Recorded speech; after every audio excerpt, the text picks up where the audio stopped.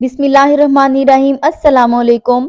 शाम की चाय हो या फिर बच्चों को कुछ झटपट बना के देना हो लंच बॉक्स में, या फिर वैसे ही आपका कुछ क्रिस्पी सा खाने का दिल कर रहा हो, तो ये रेसिपी है सिर्फ और सिर्फ आपके लिए। तो जी आज हम बनाने वाले हैं बहुत सिंपल तरीके से, बहुत ही झटपट से आलू के स्नैक्स। बहुत सी क्रिस्पी इसकी कोटिंग होने वाली है और इनका टेस्ट होने वाला है बहुत ही लाजवाब। तो जी इसके लिए हमने क्या किया है, सबसे पहले 3 दरमियाने साइज के आलू लिए हैं। इनका वेट है 600 ग्राम्स। इनको हमने बॉईल कर लिया था और इसके अलावा हमने क्या किया था, इनको ग्रेट नहीं किया, हमने इसको मैश किया है क्योंकि इसमें हमें थोड़ा सा मोटा जो होता है ना आलू का पीस, वो चाहिए। अब यहाँ पे हम नमक शामिल करेंगे अकॉर्डिंग टू टेस्ट। कुटी हुई लाल मिर्च शामिल करेंगे 1 टीस्पून। हरी मिर्चें ये तीखी वाली हैं, 1 अदद हरी मिर्च है ये दरमियाने साइज की, ये हम शामिल कर देंगे। आप ये मसाले कम ज्यादा कर सकते हैं जिस तरह से आपको पसंद हो। धनिया पाउडर 1 टीस्पून, जीरा पाउडर 1 टीस्पून, कलौंजी हम शामिल करेंगे हाफ टी स्पून। उसके अलावा खुश्क धनिया जो होता है, सूखा धनिया, ये हम शामिल करेंगे हाफ टी स्पून। अजवाइन शामिल करेंगे 1/4 टीस्पून और काला नमक शामिल करेंगे हम 1 टीस्पून। उसके बाद हरा धनिया शामिल करेंगे। हरा धनिया यहाँ पे मैंने 1/3 कप लिया है। कॉर्नफ्लोर हम शामिल करेंगे 2 से 3 टेबल स्पून। उसके बाद हम प्याज शामिल करेंगे, छोटे साइज की 1 प्याज हमने ली है और ये हमने इसमें चॉप करके डाल दी है।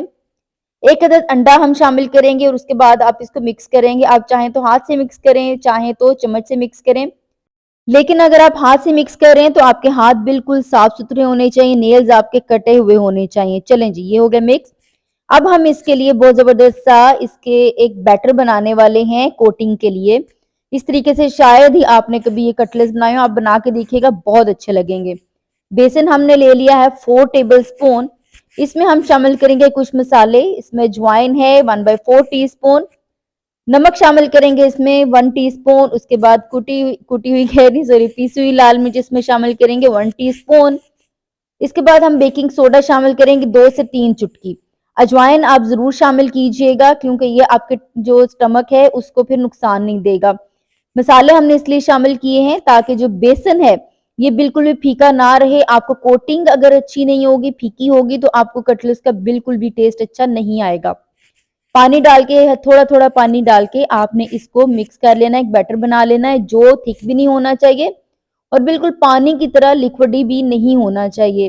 दरमियाना सा होना चाहिए ताकि कोटिंग उतरे नहीं हमारी टिक्कियों के ऊपर से। अब यहाँ पे हम आलू का हमेशा थोड़ा-थोड़ा लेंगे और इसको टिक्कियों की शेप देंगे। किसी भी शेप में आप बना लीजिए, चाहे तो टिक्कियों की शेप में बनाइए, चाहे तो स्क्वायर बनाइए, राउंड बनाइए, ये आपकी मर्जी है। और ये देखें थोड़ी-थोड़ी जो नज़र आ रहे हैं ना आलू के पीसेस, इससे बहुत अच्छा टेस्ट आएगा। आप इस तरीके से बनाइएगा, आपको बहुत अच्छे लगेंगे। अब यहाँ पे हमने क्या करना है, इसकी कोटिंग कर लेनी है मैदा कह रही सॉरी बेसन की जो हमने बैटर बनाया था, इससे आप कोटिंग कीजिए एक हाथ से, दूसरे हाथ से आप ब्रेड क्रम्स ले लीजिए, उससे कोटिंग कीजिए। ये होममेड है और ये सिंपल आप ब्रेड लीजिए, उसको ग्राइंडर में ग्राइंड कर लीजिए, आपके ब्रेड क्रम्स रेडी हो जाते हैं। ये देखिए जी, अगर ब्रेड क्रम्स की कोटिंग हल्की-फुल्की रह भी जाती है तो कोई इश्यू नहीं है क्योंकि बेसन की जो कोटिंग है उससे ये कवर रहेंगे। अब यहाँ पे ये जो हमारे पास ये कटलेट्स हैं 15 टोटल रेडी हुए थे, उसमें से मैं ये वाले जो है ना ये ले रही हूँ और इनको फ्राई कर रही हूँ। अच्छा जी, आप चाहें तो इस पॉइंट पे इनको फ्रीज भी कर सकते हैं और 2 से 3 महीने आप इनको आराम से फ्रीज कर सकते हैं। बहुत ज्यादा अरसा फ्रीज नहीं कीजिएगा, ज्यादा अरसा फ्रीज की हुई चीजें अच्छी नहीं होती हैं। अब इनको फ्राई हमने करना है। ऑयल मैंने पहले से गर्म होने को रख दिया था। ऑयल अच्छे से गर्म होना चाहिए लेकिन आंच तेज नहीं रखनी है, आपने दरमियानी से हल्की आंच पे इसको फ्राई करना है, वरना इसकी कोटिंग का कलर अजीब सा हो जाता है और फौरन से आपने इसको नहीं पलटना है। 1 मिनट के लिए वेट कीजिएगा फिर पलटिएगा, वरना ये कोटिंग जो है ना ये हट जाएगी और ना ये क्रिस्पी बनेंगे और ना ये उस तरह से टेस्टी बनेंगे और कोटिंग हटने की वजह से ये टूट भी सकते हैं। बहुत खूबसूरत सा गोल्डन कलर इस तरह से दोनों तरफ से आएगा तो आपने यहाँ पे इनको निकाल लेना है। ज्यादा आपने इनका कलर ब्राउन नहीं करना है, लाइट कलर हो तो आपने इनको निकाल लेना है। ये देखिए जी, हमारा ये एक बैच रेडी हो गया। अब मैं बाकी के भी इसमें रेडी करूंगी और आप देखेंगे कि ये बहुत ज्यादा क्रिस्पी बनेंगे, बहुत ही मजेदार बनेंगे। अभी मैं आपको ये दिखा भी देती हूँ, अभी आप इनकी आवाज भी सुनेंगे कि कितने ज्यादा क्रिस्पी हैं और कितना खूबसूरत इन पे कलर आया है। अगर आप लाइट रखेंगे तो इसी तरह से खूबसूरत कलर आएगा।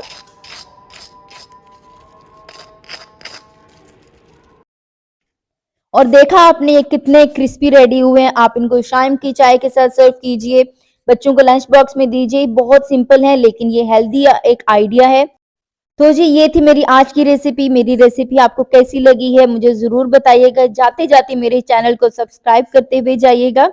लाइक ज़रूर कीजिएगा, शेयर कीजिएगा। मिलते हैं नेक्स्ट रेसिपी के साथ। तब तक के लिए अल्लाह हाफ़िज़। अल्लाह निगहबान और अपने प्यारों का रखिए बहुत सारा ख़याल।